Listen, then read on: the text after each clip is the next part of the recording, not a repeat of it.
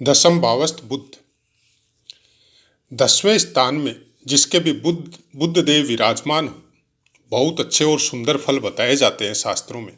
पवित्र कार्य करने वाला, गंभीर, बहुत कीर्ति से युक्त और व्यापार में अग्रगणी, बोलने की कला जानने वाला, स्मरण शक्ति बहुत अच्छी और प्रसंग के अनुकूल कौशल्य, जो अनुकूल बोलने वाला कौशल्य की, जैसे अपने व्यापार के लिए कहीं पे कोई काम करने के लिए जा रहा है और उसको किस तरह की भाषा का यूज करना है, किस तरह के शब्दों का यूज करना है, वो कला कौशल ऐसे इंसानों के अंदर होता है। गणित और भाषा शास्त्र में अच्छी पकड़ होती, लेखन और लेखन के कार्य, ज्ञानी और श्रेष्ठ कार्य करने वाला, बहुत ही ज्यादा अच्छे फल 10वें स्थान से इंसान को प्राप्त होते हैं।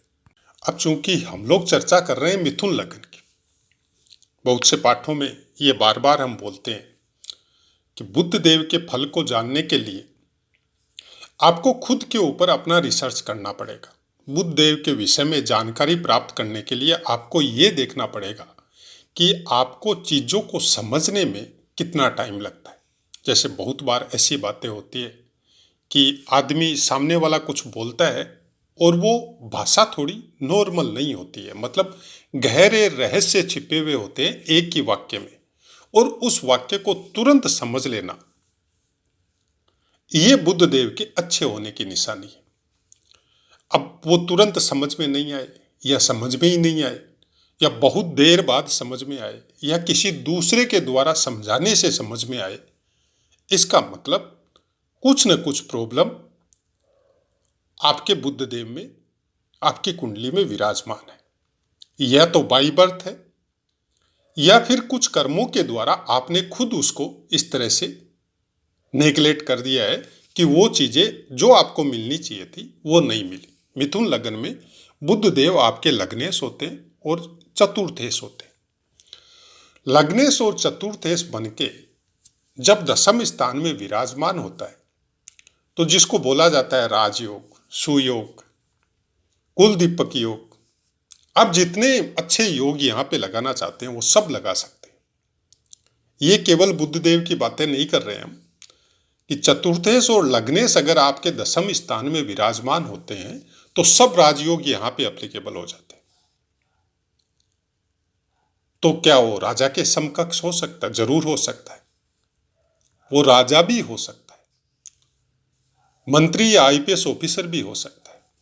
बाकी ग्रह किस तरह का सपोर्ट कर रहे हैं, किस तरह की कुंडली में आपके बाकी ग्रहों का प्लेसमेंट है, क्योंकि दशम स्थान में यहाँ पे आपके बुद्ध देव जब विराजमान होते हैं तो अपनी पूर्ण दृष्टि से ये आपके चतुर्थ स्थान को, अपने ही स्थान को, या पूर्ण दृष्टि से जब दृष्टिगोचर करते हैं तो उस स्थान का भी फल विशेष अच्छा आपको प्राप्त होता है। चाहे माता के संबंध में हो, भूमि भवन वाहन के संबंध में हो, आपके हृदय या हार्ट से संबंध में हो, एक अजीब ही तरह का प्रेम आपके हृदय में छुपा हुआ रहता है, भावुक होता है ऐसा इंसान, अपनों के प्रति कुछ विशेष होता है, लेकिन अपने लिए भी कुछ विशेष होता है।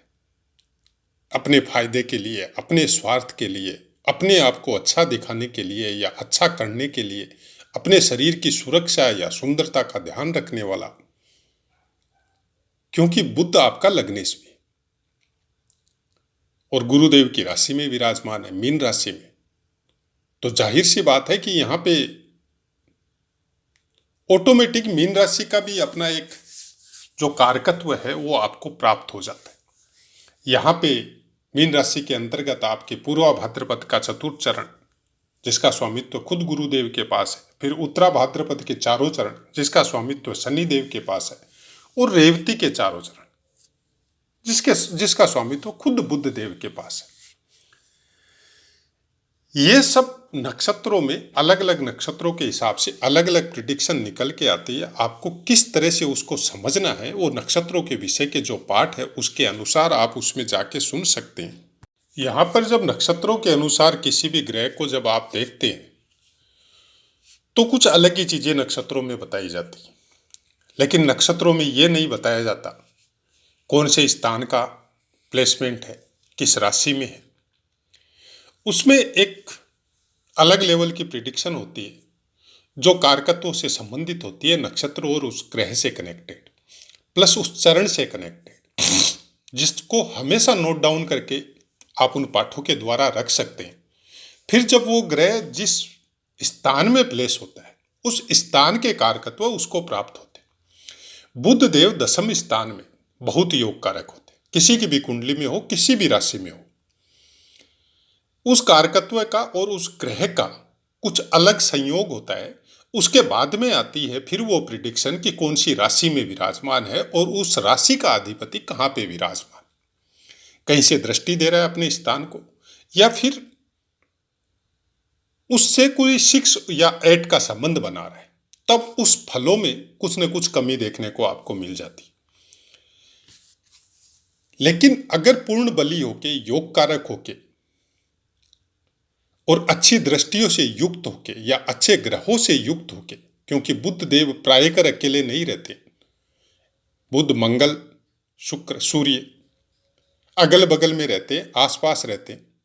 मंगल कभी कभी थोड़ा आगे चला जाता है या पीछे रह जाता है, लेकिन शुक्र 1-2 घर आगे हो सकते हैं या साथ में हो सकते हैं। सूर्य प्राय 1 घर आगे या 1 घर पीछे या साथ में ही रहते हैं।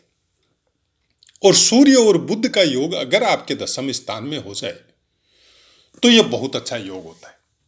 यहां पे हर वो चीज जो आपके व्यापार से संबंध में हो, आपके प्रोफेशन से संबंध में हो, आपकी मेमोरी के संबंध में हो, आपकी विल पावर के संबंध में हो, आपकी फेमसिटी के संबंध में हो, आपके नाम और यश कीर्ति के संबंध में हो, फिर बहुत अच्छे फल प्राप्त होते हैं। अकेला बुध भी आपको बहुत अच्छे दर्जे का व्यापारी बनाता है, लेकिन सूर्य का योग आपको वो ताकत देता है जिससे आप किसी भी हालत में अपने स्वाभिमान को नीचे दबा के और सामने वाले की बातों को नहीं मानेंगे। आप अपनी शर्तों पे उसकी बातों को मानेंगे। अकेला बुध आपको दोनों चीजें दे सकता है। आप अपनी शर्तों पे तब सामने वाले को मनवाएंगे जब आपको विश्वास हो जाएगा कि इसको हर हालत में मेरे सामने झुकना पड़ेगा। लेकिन जब उसको हर ये पता चल जाए कि ये मेरे सामने नहीं झुकेगा, तो फिर बुध वाला आदमी झुक जाता है अपने फायदे के लिए, क्योंकि लग्नेश भी है। वहीं पे अगर सूर्य देव विराजमान है तो कोई भी हालत में नहीं झुकेगा, वो झुका के छोड़ता है। चाहे कितना ही बड़ा हो सामने वाला, वो वैसा व्यापारी नहीं करेगा। यहां पे एक सबसे बड़ी खास बात यह होती है कि ईमानदारी से व्यापार करने वाला इंसान होता है, ईमानदारी से अपने कर्तव्य का निर्वाह करने वाला इंसान होता है, ईमानदारी से सब चीजों को अपने पराक्रम के द्वारा प्राप्त करने वाला इंसान होता है। किसी का हेल्प लेना ऐसे इंसान को शोभा नहीं देता, या वो लेता भी नहीं है। अब मान लीजिए कुछ कारणवश ऐसी संगति मिली, ऐसा काम आपने किया, इस तरह की गैदरिंग आपके आमने सामने रही और आप हर वो चीज भूल गए जो सूर्य के द्वारा आपको प्राप्त होनी चाहिए।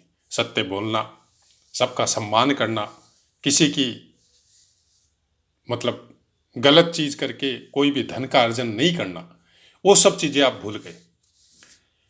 तब फिर वो चीजें वापस प्राप्त करने के लिए बुध देव आपकी कोई हेल्प नहीं करेंगे।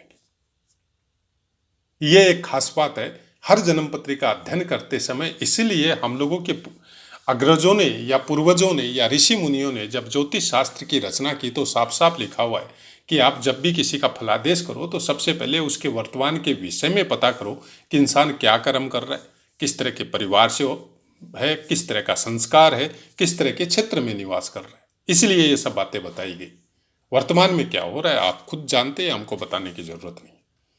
और वैसी प्रिडिक्शन, ठीक है, आपका लक अच्छा है, आपको सामने वाला हाँ कर दिया, हाँ आप सही बोल रहे हैं, और फिर उसी अनुसार आप उसी पोस्ट को लगा लगा के देखिए हमारी प्रिडिक्शन अच्छी होती है, सही होती है, इस तरह से प्रिडिक्शन करनी चाहिए। आपके लक में है, आपके भाग्य में है, प्रारब्ध के द्वारा ये सब भोग प्राप्त करना और आप फेमस हो सकते हैं, लेकिन वो प्रिडिक्शन नहीं है। प्रिडिक्शन तब सफल होती है जब सामने वाले की चीजों को समझ के आप ये समझने की कोशिश करते हैं कि कौन से ग्रह को डीएक्टिव कर रखा है, किस ग्रह से संबंधित उन्होंने गलत काम कर दिया और किसको संबंधित बहुत अच्छे कर्म कर दिए जिसकी वजह से ये अयोग्य ग्रह ये इसकी कुंडली में अच्छे फल देने के काबिल ही नहीं है, उसके बावजूद ये इसको अच्छे फल दे रहे। ऐसी बहुत सी कुंडली आती है जब हम लोग देखते हैं कि बच्चे का सूर्य एकदम वीक है, अंशों में भी वीक है, नक्षत्र के अनुसार भी वीक है, स्थान के अनुसार भी वीक है, कोई अच्छे फल इसको नहीं मिल रहे हैं। फिर जब देखते हैं कि बच्चे का बहुत नाम है, अच्छा सफल हो रहा है, गवर्नमेंट की सर्विस भी प्राप्त करी, दिनचर्या के विषय में जब जाके पता करता है तो पता चलता है कोई भी काम अपने पिता से पूछे बगैर नहीं करता है। जब भाई साहब कुंडली में तो सूर्य बहुत वीक है, कर लो सूर्य क्या करेगा, कुछ नहीं करेगा। वही सूर्य उसको बहुत अच्छा फल देना चालू कर देता है।